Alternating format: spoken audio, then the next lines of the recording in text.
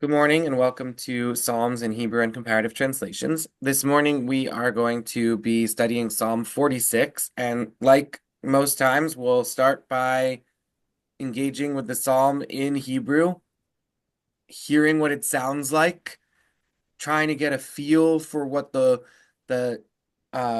what the words feel like with regard to their sound.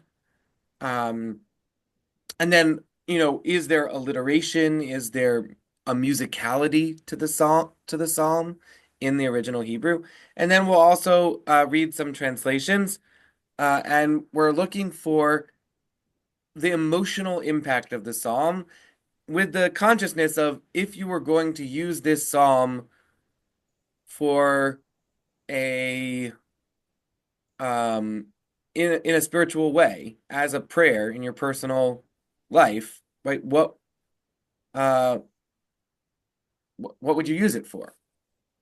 And then we'll look at some of the liturgical references of this psalm in Jewish liturgy, and some of the commentary around the psalm. So we'll start.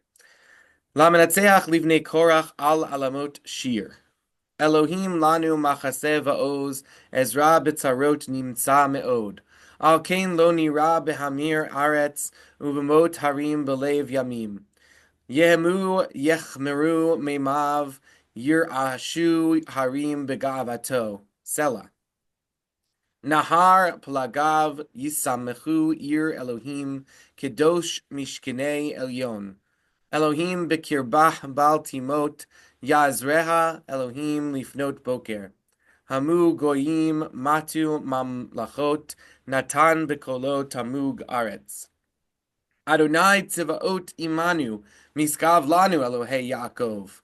Selah. Lechu chazu mifalot Adonai, asher sam shamot ba'aretz, mashpit milchamot, ad ktsei haaretz, keshet yishaber v'kitzeitz chanit, agalot yisrof ba'esh. Harpu u'de'u ki anochi Elohim, arum bagoyim, arum ba'aretz. Adonai tzivaot imanu, miskav lanu, Elohei Yaakov. Selah. For the leader of the Korahites, Alamoth, a song.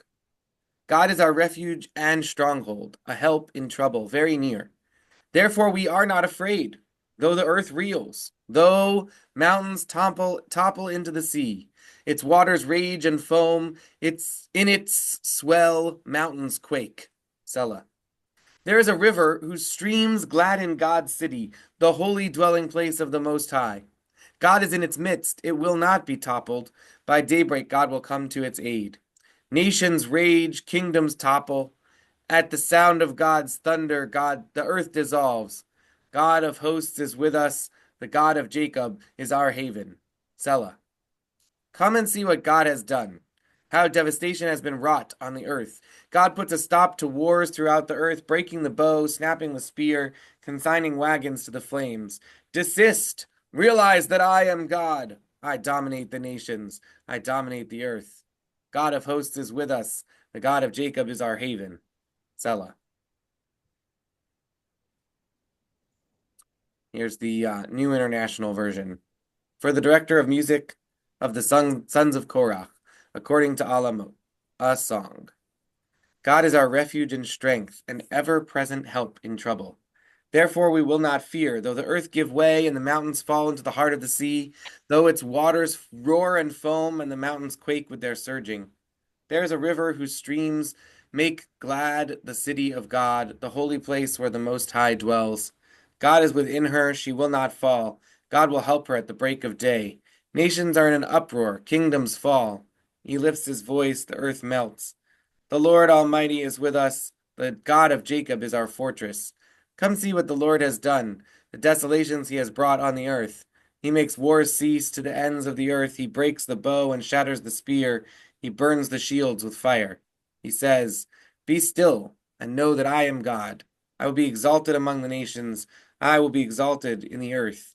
The Lord Almighty is with us. God of Jacob is our fortress. So thoughts, reactions, what what first comes up for you in this psalm? Sounds like what we're going through right now. Hello?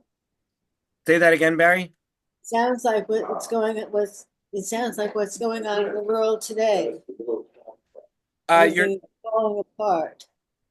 great, great, right? As a modern reader, you can't help but think about climate change, about Right, about current wars, about the way that the world is falling apart, right?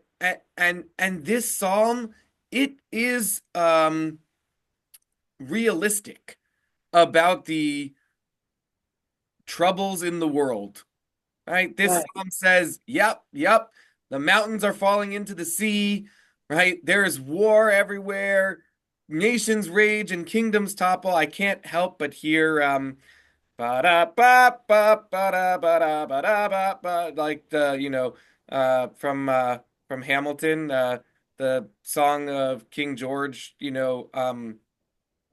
uh empire Madness. kingdoms rise, empires fall. Hamilton. Yeah. Yeah, yeah, from Hamilton. Yeah, I just can't help but hear that when I hear nations rage, kingdoms topple. It's like, oh, do you do you think that he was channeling this song? Anyway, um, uh, uh, clearly this psalm is open-eyed, clear-eyed about the problems in the world, and yet this psalm is not complaining about them. This psalm is not begging God for help with them. This psalm is there is no supplication, there is no a whining. I mean, this psalm is not a prayer of it's not a request, it's not a bakasha, right? This prayer does not have any um prayerfulness in some like in the this way that we imagine, that prayer is about asking for something. Instead, this psalm is a psalm of sort of pure confidence in the fact that God is with us in the face of all of these problems. I mean, yes, as modern readers, we can't help but look at the current wars and the current climate change and say, yeah, I totally get this image of the mountains falling into the sea and causing tsunamis and right, like I totally get that. And the theology of this psalm is God of hosts is with us. God of Jacob is our haven, right? God is our refuge and stronghold, a help in trouble, very near. Therefore, we are not afraid though the earth reels. I can't help but think of the Korachites, the sons of Korach, right? Who are swallowed by the earth, and I've talked about this a couple of times, right? The Midrash imagines that God saves the sons of Korach because of their pious uh, musician playing, because they distance themselves from their father's sin, and even though they get swallowed up with their father, they do not descend, but are suspended by earth, underneath the crust of the earth, but below, but not having descended into the depths, right? And therefore we are not afraid though the earth reels.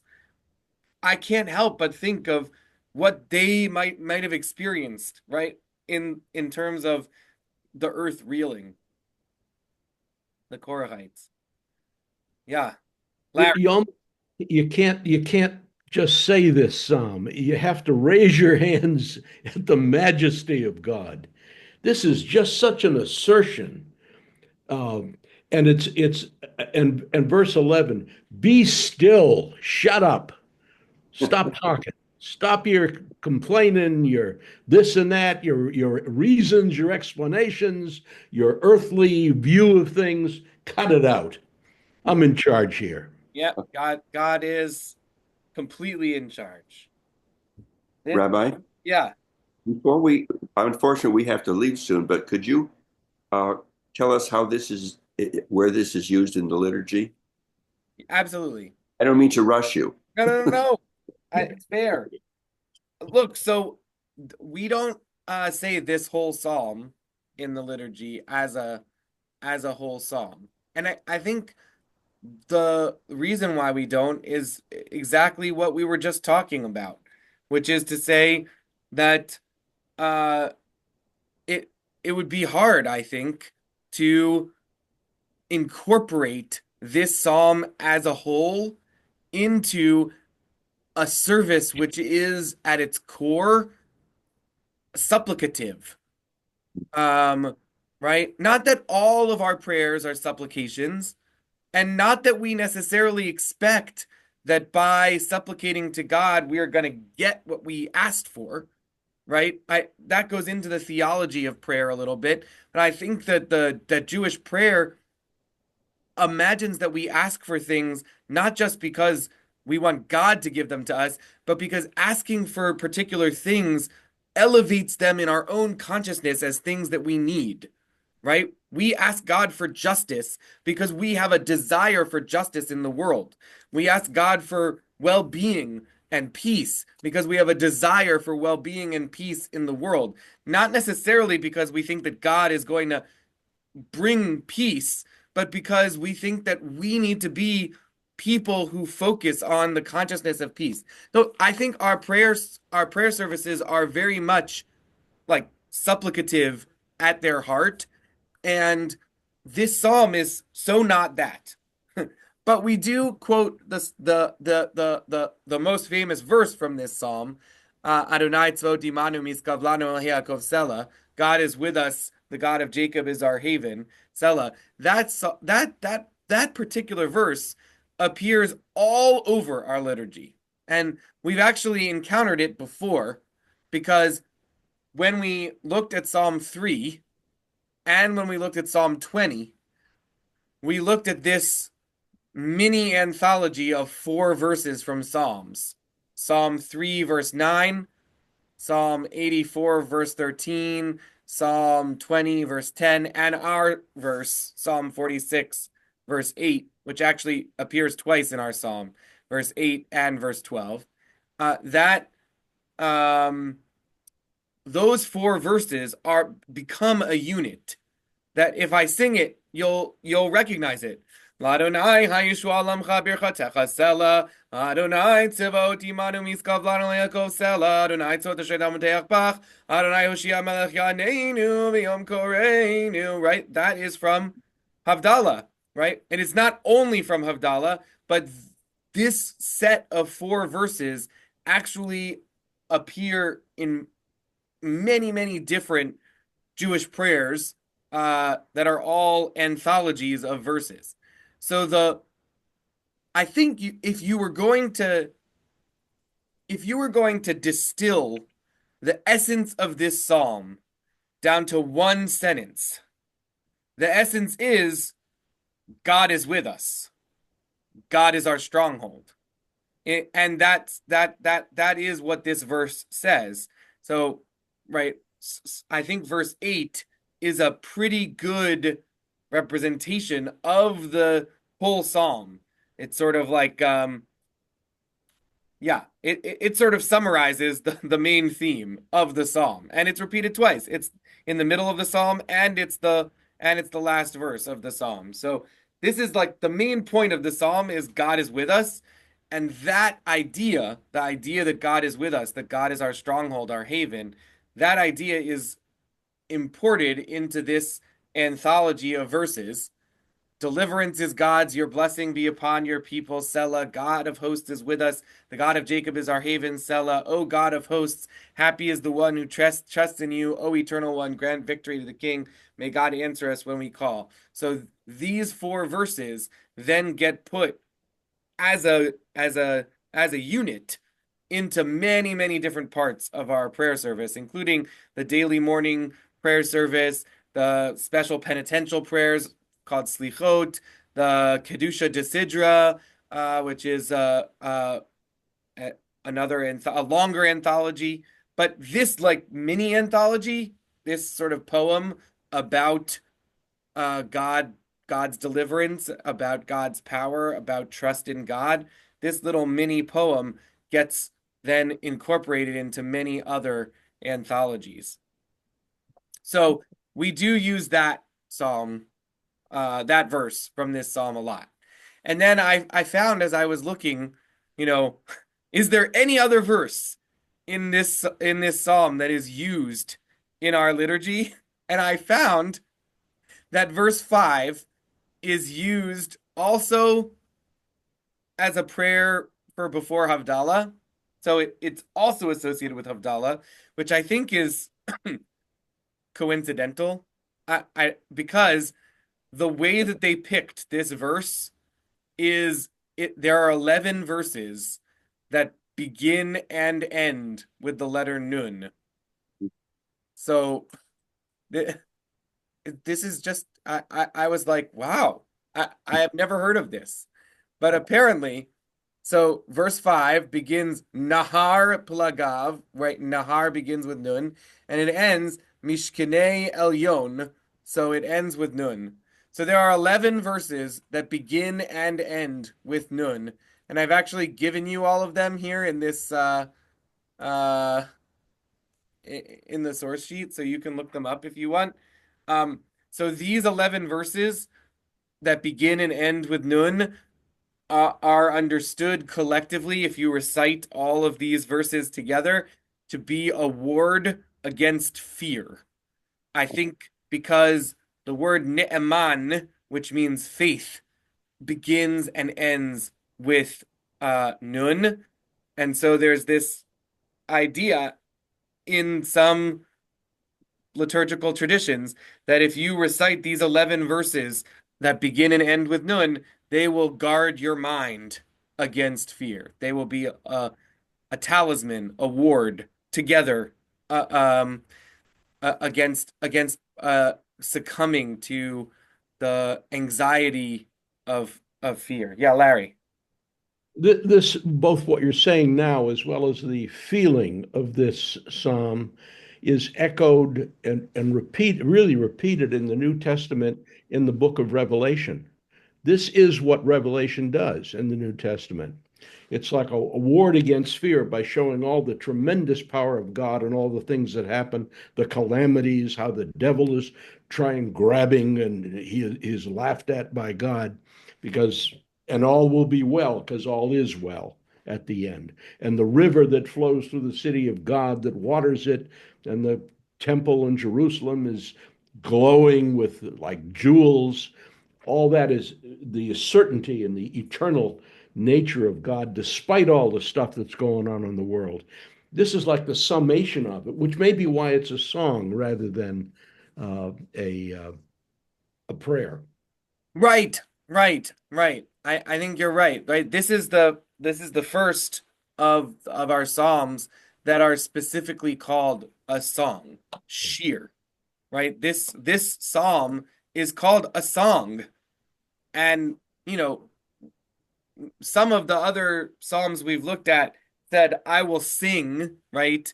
I will. Right. That the way that you are um addressing God in this psalm is through music, right? You know, and we've talked about how some of the unknown words at the beginning of psalms, like here we have this word al alamot, on alamot, which seems to be a musical notation to the conductor, right? Play this psalm in this way on alamot. But maybe that's a musical instrument, maybe it's a key, maybe it's a particular, right? We just don't know the tradition of the musicality of these psalms has sort of been lost. But this is the first psalm that's called a shir, a song. It And also has three yeah, selams in it. yes, right. This song clearly has three stanzas, right? The sellas do uh divide the psalm nicely into three equal chunks, right? And you know, we would say this is a song with three stanzas. Yeah. And Sela, uh, which we talked about, right, has no meaning. The word itself doesn't have any meaning, although some people translated it as meaning sort of forever, right? Or ongoing. But most of the scholars of the poetry of Psalms think that the word Selah means, you know, musical interlude or right or emphasis. Um, one one scholar of Psalms has suggested that every time you come to the word Selah, the next section is supposed to be recited with like um with more enthusiasm than the previous section. So, right, like you can sort of imagine that this is a psalm sung in three stanzas with increasing volume or increasing tempo in each one. Yeah, Mark. Before we leave, I was just thinking that that could be the mark where the piano takes over from the saxophone, and then the saxophone takes over from the drums, uh, in a like in a jazz. Like in a jazz situation. Yeah, Yeah, I think that's right, right? Like it is a signpost that in itself doesn't have any meaning, but in the broader musical language that it has a huge meaning. Um and Rabbi, I yeah, apologize. I have to take Barry to PT. yeah, I was, go I to was PT. enjoying this one. Yeah. Uh, Larry and I will continue to talk and okay, uh, so long, it will Larry. be So long, Rabbi. yeah. Uh Good. the recording will be available. Um Tell me more about Revelations. Well, the more you look at it, the more I mean, the absolute fulfillment, I guess, is the best word for it in the New Testament is of the themes of the Old Testament and the absolute continuity of it uh, is so apparent when you look to the frame of it. Um, Yeah. I mean, look, the it is definitely the case that the authors of the books of most of the books of the New Testament were Jewish. they were Jewish and literate. They were very conversant in the theology of the Hebrew scriptures. And my guess is that where they disagreed with sort of the dominant theology of Hebrew scriptures, they were very um, comforted by the fact that Hebrew scriptures is a multivocal tradition which contains a lot of different voices. And right, and I think Psalms is a really great place to see that because we definitely have the sense that the emotional impact, if not the historical or theological approach, but definitely the emotional impact of the Psalms, many of them have different emotional impacts, as we've been talking about in this class. And your use of a Selah, that it's sort of like a chorus and builds for the next thing to come. Yeah. You notice this thing ends with the word Selah, Yes. as if the New Testament now is the next chorus to come Interesting. from. Interesting. Yeah. This is such a pivotal song, it seems. It's Does it saying have does it have in the Christian tradition like is it used more in no. Christian in No, I mean, God, Christianity is such a primitive thing where it is. I mean, it's horrible what they're doing to this thing. It's like they got to start practicing it and stop rehearsing and stop with the superintendent of this and the caretaker of that and my rules, your rules. It's like Isaiah still yelling at him, stop this rule upon rule. What are you doing? I was I, I preach in Protestant churches and I go to a Catholic church. I also go to a Protestant church, but I most of the Catholic priests that I talk to are very comfortable that I'm out preaching. Good, you're evangelizing. I'm an evangelizing Jew is how I position myself to them. And one of the local priests said, you could be excommunicated for this, for speaking in a Protestant church. Preaching, that's a scandal is the word.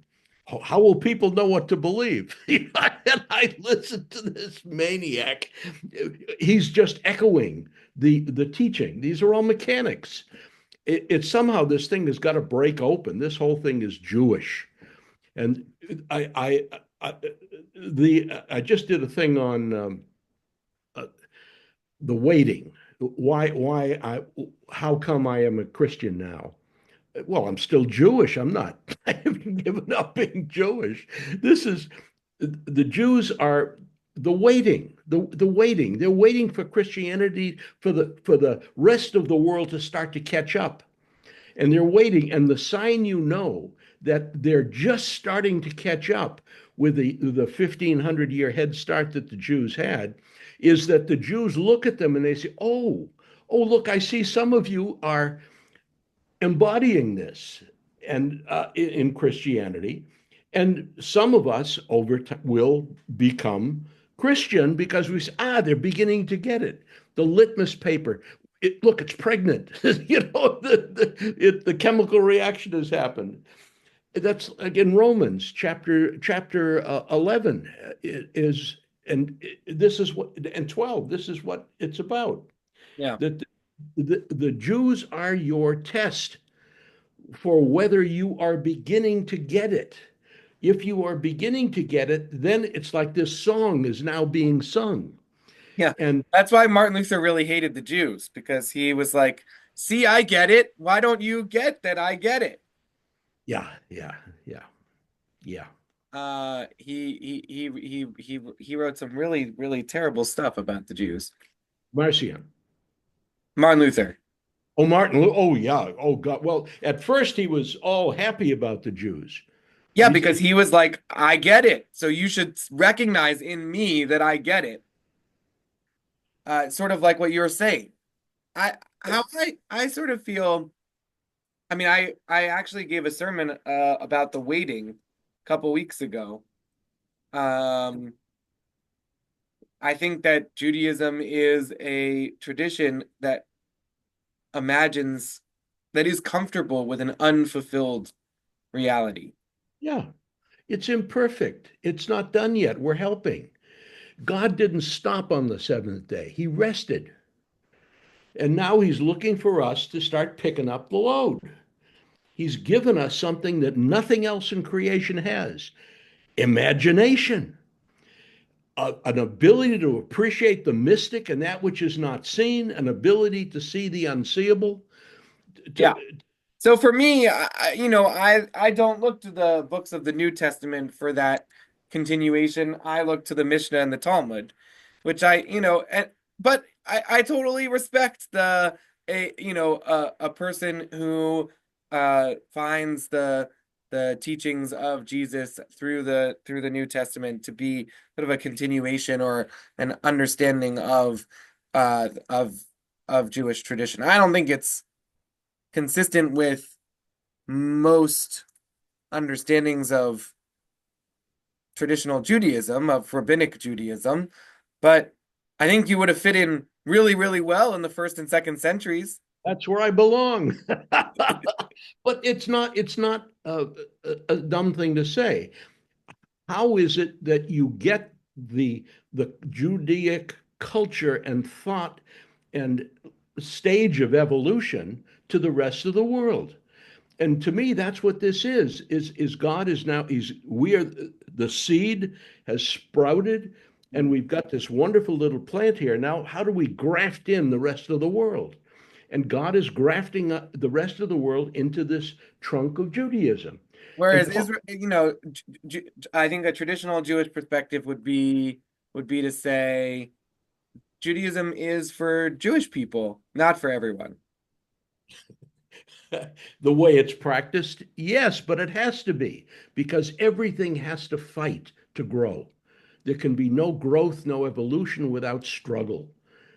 Christianity is really about acknowledging the struggle and acknowledging the pain and suffering that goes with creation. And the story of Job writ large is the story of Christianity too. But I just look at it as God's way of getting the whole world able now to begin to appreciate him, it, existence, what this all is. I think this is the light to the nations. Hmm. There's a very distinct role for Judaism, which is why I always identify as a Jew who practices Christianity as best I can. Why? Because my job is to talk to you about it. And I'm an evangelist to I hear you. Judaism. I hear you. I hear you. It's So, not to convert people to Judaism, it's to cause them to become Jewish heart, Jewish mind, Jewish soul. mhm. Become this. And It's sort of like what you're saying is to be a really good Christian, you have to be Jewish first. yes, Jewish heart. You become an inner Jew. The Jews are the Marines. We landed on the beach first. But we've got you've got the whole culture has to be changed from what it is to what it can become. Hmm.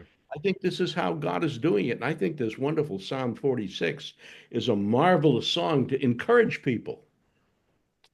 Keep at it, guys. I think the psalm is incredibly powerful in uh in its complete confidence. Yeah. Yeah, yeah. It is God here. This is one commentary. It is a song of pure confidence. God is our refuge and strength, pure hope. God will help her at the break of day, and pure joy. There is a river whose streams bring joy. There is no beseeching in our psalm, no complaint of illness or suffering, no expression of fear, no plea for the enemy's defeat. The source of this firm confidence in divine protection is made clear in that very same phrase, a song of the sons of Korah. The Korah sons were spared from the devastation which surrounded them. The earth swallowed up their father and his band, but they enjoyed God's special providence. Their message to all generations is the message of our psalm.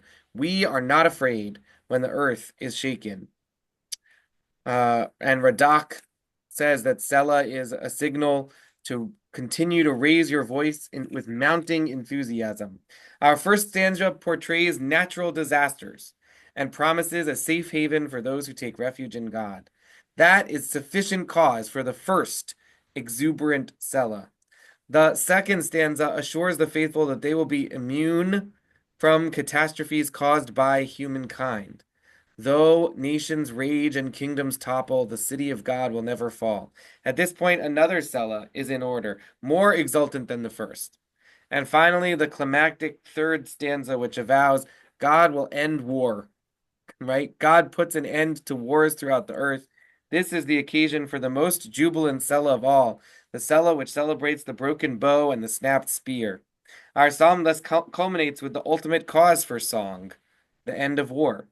Its message will be echoed in a future generation by the prophet Isaiah. They shall beat their swords into plowshares and their spears into pruning hooks. Nation shall not take up sword against nation. They shall never again know war. Right? And the imagination of the end of war is right. It's three very clear progressions in this song. Yeah, Larry. Yes, Rabbi, but in verse 11 or 10, however you want to look at it, Sure. it's 10, 11, I guess. Yeah. Be still Still.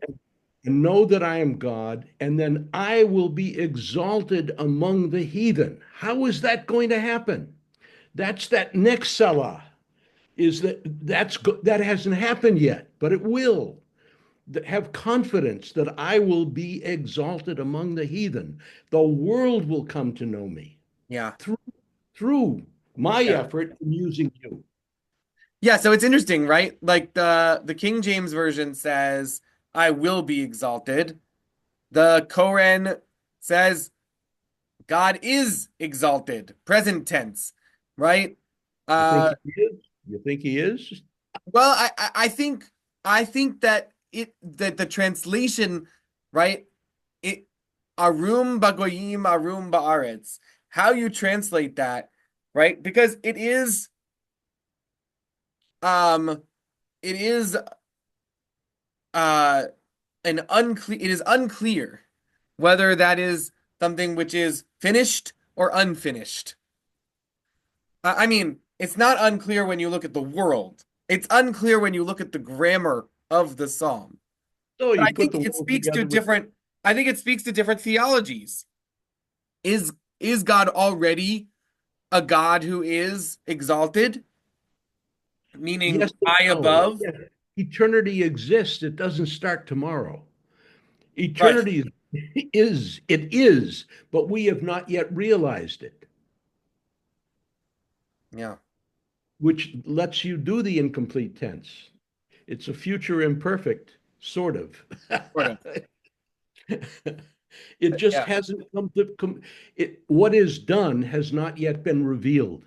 But Right. believe me, it is done, is what this is saying. Yeah. Alter translate is I loom. I loom among nations.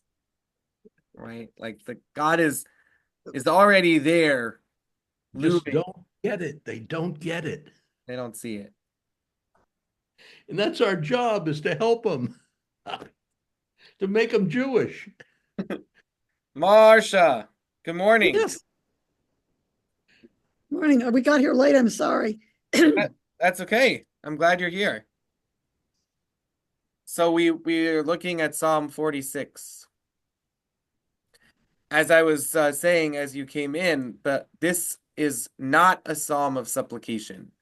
It is a psalm which has no complaint, no fear, no plea for enemies to be destroyed. There's no prayer in this psalm.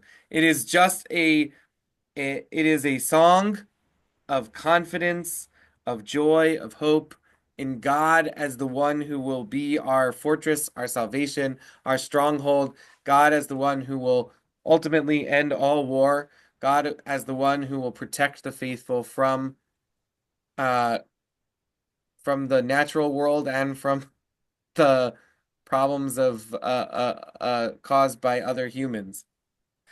Here's what Rabbi Richard Levy has to say. Looked at through a modern lens, this psalm is about climate change and war. But it is not a political psalm. It is a poem about faith in God as protector. It does not say that as a result of our prayers, God will keep the mountainous glaciers from tumbling into the warming seas. It does, however, call on us to pay attention to what is happening around us and to note that the seas are getting higher, right? I think that's an interesting point, right? His point is the psalm does not say that there's no climate change, right? That bad stuff, that hurricanes aren't going to happen, or or that that the earth isn't going to tremble, that there aren't going to be earthquakes, right? God does not stop the natural processes of the world. God is not intervening to prevent an earthquake, right? The earthquake is a sign of God's power, and the faithful, according to the theology of this psalm, will be protected from the danger of the earthquake. But it's not that the earthquake doesn't exist, right? The It calls on us to pay attention to the natural world, to what is happening around us. It does say that faith in God will help us to deal with those calamitous events, which I agree with. Feel protected, right? Yes, when you have faith in God, you have a feeling of protection and guidance, right? God can guide us on how to deal with the calamitous events that are happening. It suggests that for a person of faith, every place is like Jerusalem, fed by a joyful stream with God in its midst. What a beautiful thought, right? This psalm says, there is a river whose streams bring joy to the city of God. And if every place could be like that, if every place could feel like they are basking in this river of joy with God in its midst, that no matter what physical destruction may occur, we have an opportunity to face it without fear and with a clear mindedness that can show us the way to assist God in saving the earth. Then he turns to the third stanza, this question of God will end all war. And Rabbi Richard Levy, he's a little frustrated with with God on this point.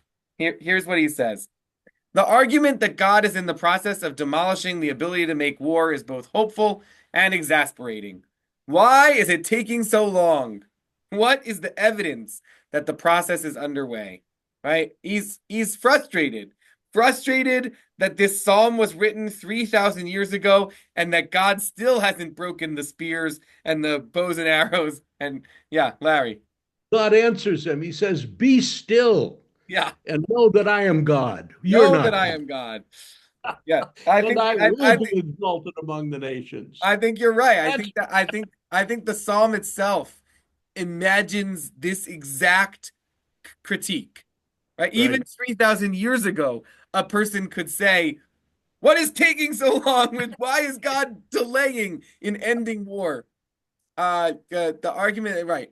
What is the evidence that this process is underway? Perhaps the answer is that, in the theology of this psalm at least, if we find it within our own power to break the bow or sever the sword, we shall know that it is God's will that we do so, and encourage others, individuals and nations, to do so too. So his sense is, look, it won't work for everybody.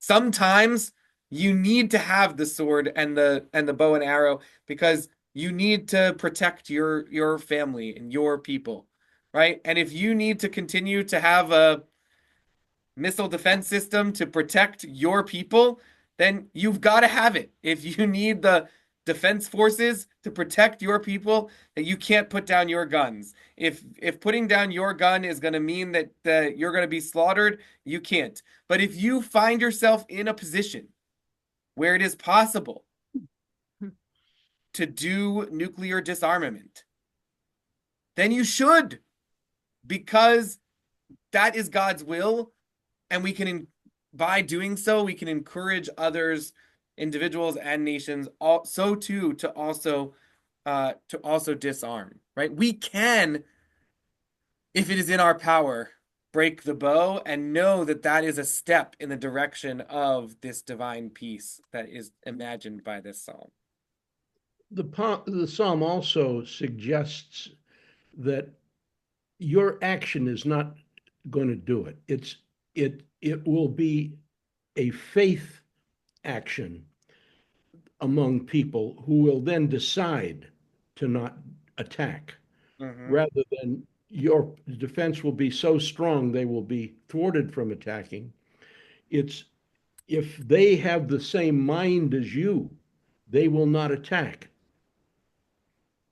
And I think that the conclusion that I think it's also why he said the Lord is with us twice, early on and then repeated later after the "Be still, know that I am God. I will be exalted. I will be exalted among the heathen. I will be exalted in the earth.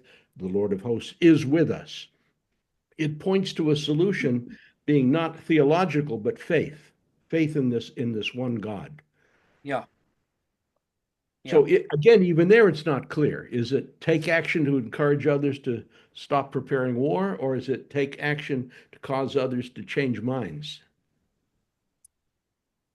Yeah. through knowledge of God? Yeah.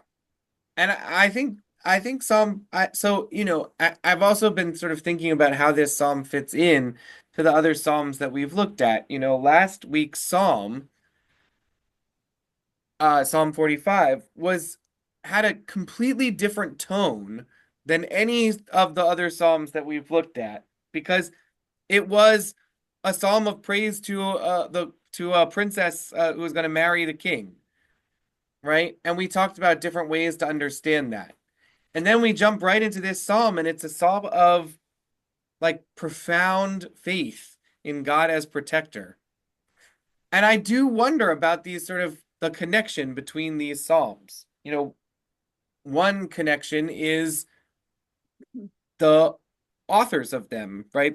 These children of Korach, the Korachites, who had particular experiences in their biblical lives that caused them to have these sort of this faith and these understandings of the world. And I think that is very helpful for me in sort of putting these psalms together. So we'll also have to see how Psalm 47 and 48 also fit into these patterns. And so I am planning for us to meet next Tuesday, the 17th. Like I said at the beginning, I will try very hard to finish preparing for that this afternoon so that I can send out an email reminding people sooner than the morning of so that people can put it on their calendars. And then um, we will not be meeting on Tuesday the 24th of December or Tuesday the 31st of December. We'll be taking 2 weeks off and returning again on January 7th. But we will meet next week on the 17th. All right. Thank you, everybody. Thank you, Thanks. Rabbi.